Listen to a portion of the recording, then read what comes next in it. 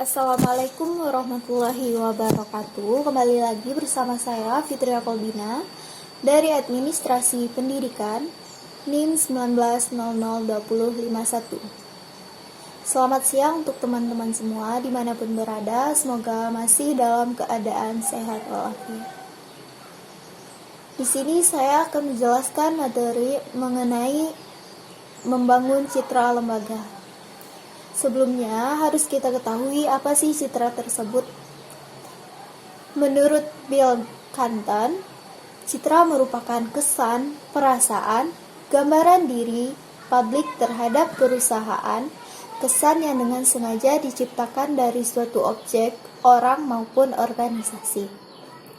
Penilaian terhadap perusahaan tersebut bisa bersifat negatif, bisa positif, tergantung pada pelayanan yang diberikan oleh perusahaan tersebut. Secara umum, citra dapat kita katakan sebagai gambaran kepribadian suatu perusahaan yang ditunjukkan kepada masyarakat dan berharap masyarakat tersebut merespon dengan memberikan kesan positif. Lalu bagaimana cara perusahaan tersebut agar mendapatkan citra positif dari masyarakat?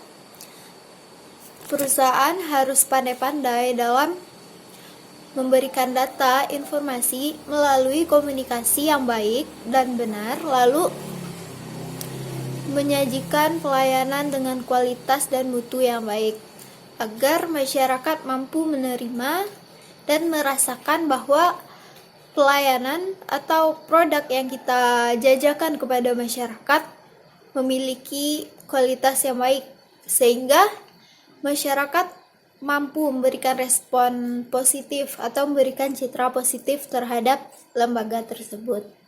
Ada beberapa komponen dalam pembentukan citra. Yang pertama, realitas. Informasi yang diberikan oleh perusahaan harus benar-benar ada, sehingga stimulus yang didapatkan dari masyarakat juga bersifat positif. Kedua, ideal, di mana citra yang ideal sesuai dengan realitas yang diberikan dan lembaga mampu memenuhi tuntutan dan kebutuhan masyarakat. Yang ketiga, harapan atau keinginan. Harapan untuk mendapatkan citra yang bagus apabila realitas yang disajikan tersebut ideal. Lalu, apa sih konsep-konsep dalam pembangunan citra perusahaan? Di sini ada beberapa konsep. Yang pertama, penilaian atau persepsi, yaitu stimulus yang diberikan oleh masyarakat terhadap lembaga, baik positif ataupun negatif. Jika seandainya negatif, perusahaan tidak bisa menyalahkan publik karena publik menilai terhadap apa yang telah dirasakan atau apa manfaat yang telah diberikan oleh perusahaan tersebut. Kedua, ada konsep wawasan atau kognisi. Hal ini berhubungan erat dengan pengetahuan atau wawasan publik. Artinya, persepsi terhadap perusahaan juga tergantung oleh pemikiran publik. Seandainya orang tersebut memiliki wawasan tinggi mengenai suatu produk atau perusahaan kita, biasanya mereka akan lebih mudah untuk menilai. Yang ketiga, ada sikap, yaitu kecenderungan publik untuk bertindak dalam menilai sesuatu hal. Selanjutnya, saya akan bahas mengenai jenis-jenis citra. Yang pertama, citra bayangan, yaitu dugaan manajemen terhadap publik eksternal dalam melihat perusahaan, bagaimana penilaiannya terhadap perusahaan, sehingga hal ini bisa dimanfaatkan untuk mengolah data untuk membuat citra perusahaan. Kedua, ada citra yang berlaku. Citra ini terbentuk akibat stimulus yang diberikan perusahaan terhadap publik. Artinya, citra tersebut terbentuk oleh pengalaman yang didapatkan publik. Ketiga, ada citra yang diharapkan. Artinya, citra yang diperoleh berbanding lurus dengan yang diharapkan. Keempat, citra keseluruhan. Artinya, citra yang ada harus dijaga di semua bagian. Ibaratnya, kalau kita memiliki perusahaan banyak bagian, setiap bagian harus memiliki citra yang baik. Apabila salah satunya buruk, maka publik akan memandang bahwa perusahaan tersebut buruk, memiliki citra yang buruk.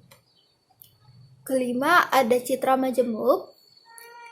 Artinya, banyak bagian di perusahaan, segitu banyak pula penilaian terhadap perusahaan. Yang keenam, citra baik atau citra buruk. Kesan baik atau buruk ini tercipta berdasarkan pengalaman yang didapatkan oleh publik atau berdasarkan citra yang telah berlalu, yang telah didapatkan sebelumnya. Lalu apa sih manfaatnya jika perusahaan telah mendapatkan citra positif?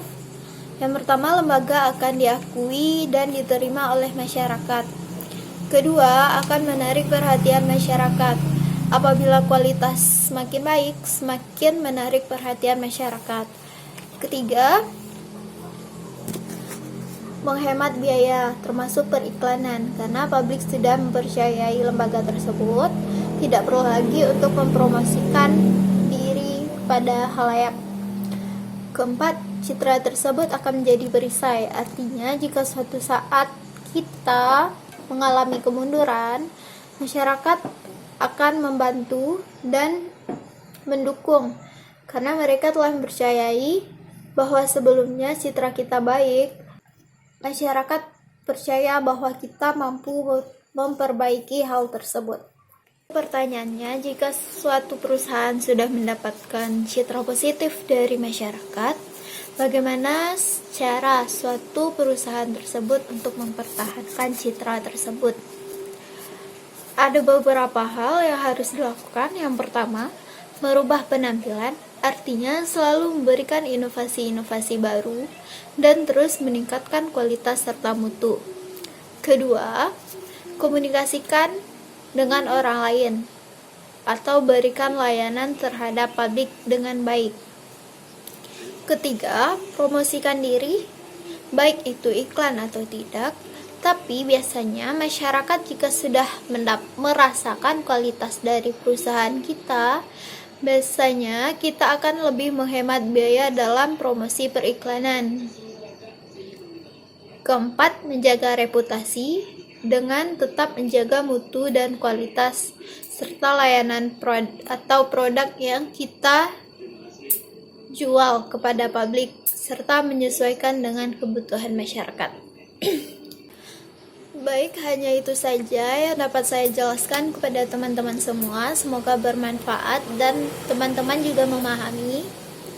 Saya akhiri. Wassalamualaikum warahmatullahi wabarakatuh. Bye-bye.